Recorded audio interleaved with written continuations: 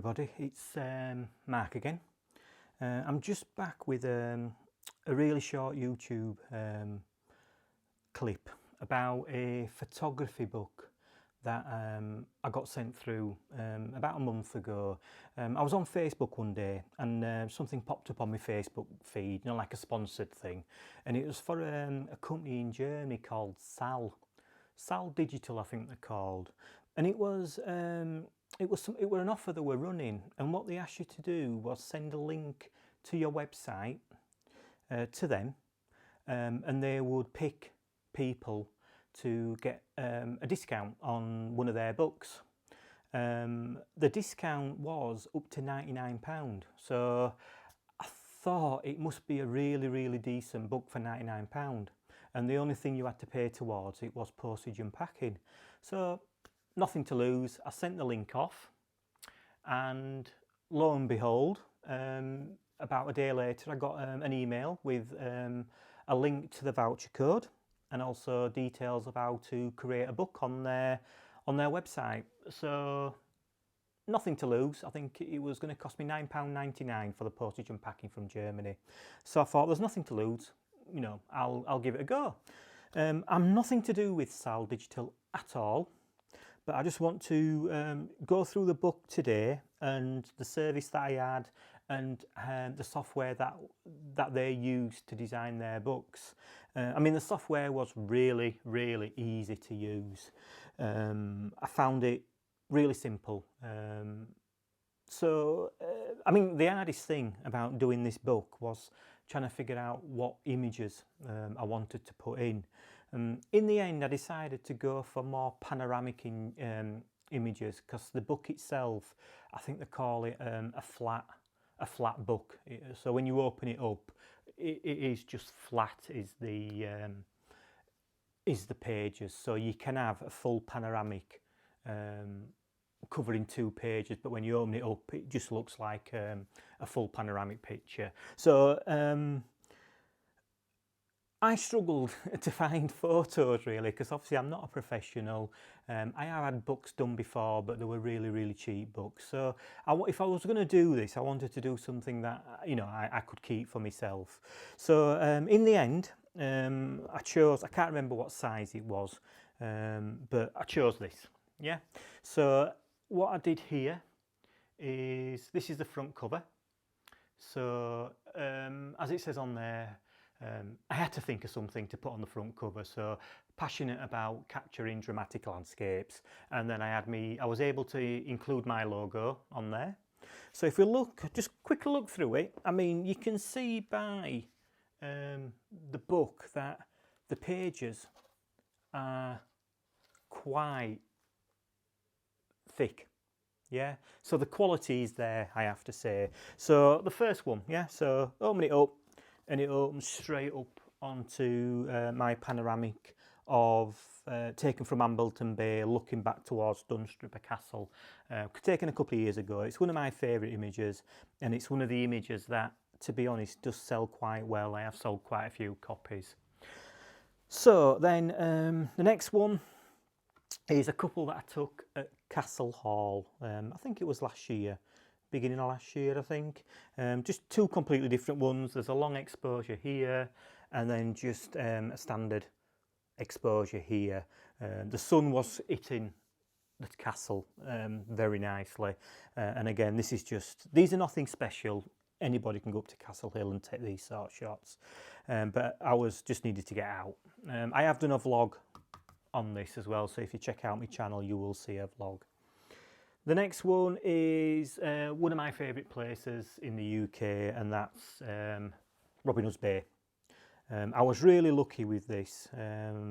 It was a sunrise early one morning.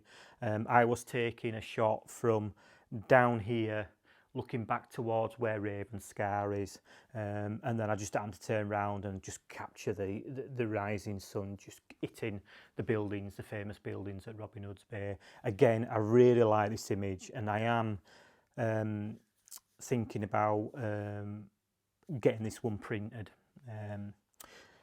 The next one is the one that I took, what I've just mentioned, looking back towards Ravenscar.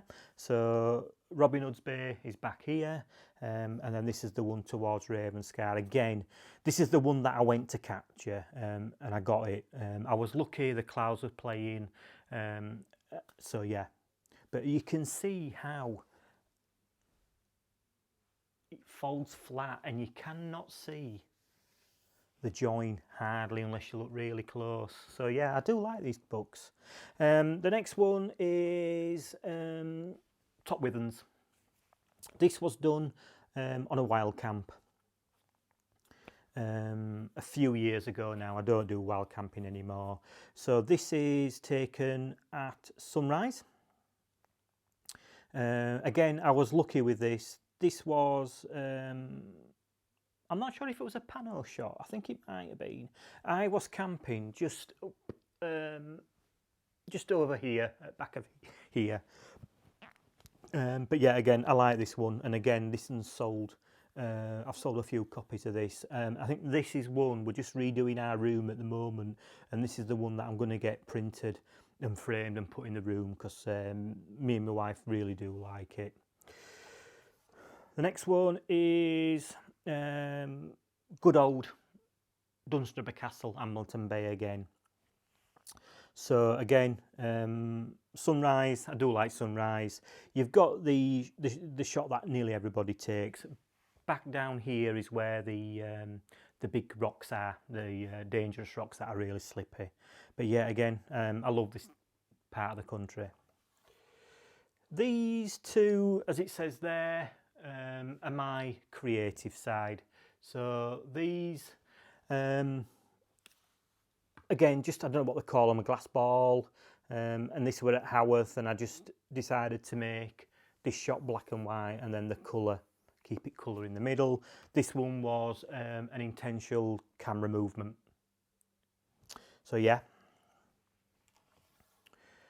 Just a couple again. This one is taken at Ogden Waters up by the wind farm. Again, I have vlogged this one, so it might be worth having a look at this one. And this one was taken a number of years ago now, and it's a long exposure of Saltburn Pier.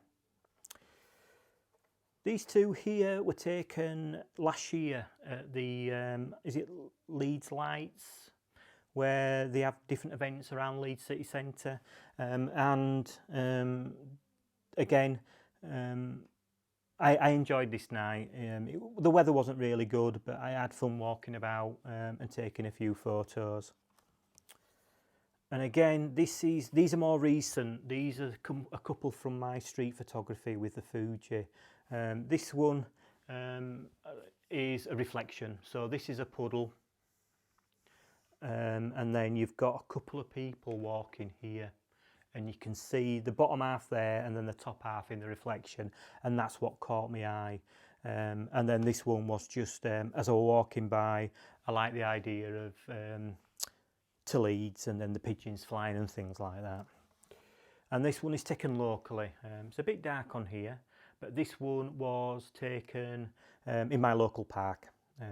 I went down to try a set of filters by Lee, which was the mist filters, and luckily there was some mist already on the lake, and I managed to capture this. I don't think it's going to show up really quickly, really good on here, but yeah. So that's the book. So how many pages? So you've got 1, 2, 3, 4, 5, 6, 7, 8, 9, 10, 11, 12, 13, 14, 15, 16, 17, 18, 19, 20, 21. There's 22 pages there, which I think is not bad. Yeah, I think it's for 10 quid, you can't go wrong. Would I have paid £110 for it? Not for landscape photography. I think if you were a wedding photographer, and you could probably get a trade price with them and then pass that price on and whatever profit you want to make, I think, yeah, you could do it. I mean, for a wedding photography book, this would be ideal. It would be ideal. For landscape photography, No, because if I were to get some of these made, and there's no way somebody's going to pay £100 for 22 pages of my photography. Not a chance in this world. But for wedding photographers, or even a portrait photographer who wants to use them to show their work off to potential clients, brilliant. Yeah. So that's Saal Digital. I have used other places as well for books, and I've really liked them, but I just did like the quality of this, and it only cost a tenner.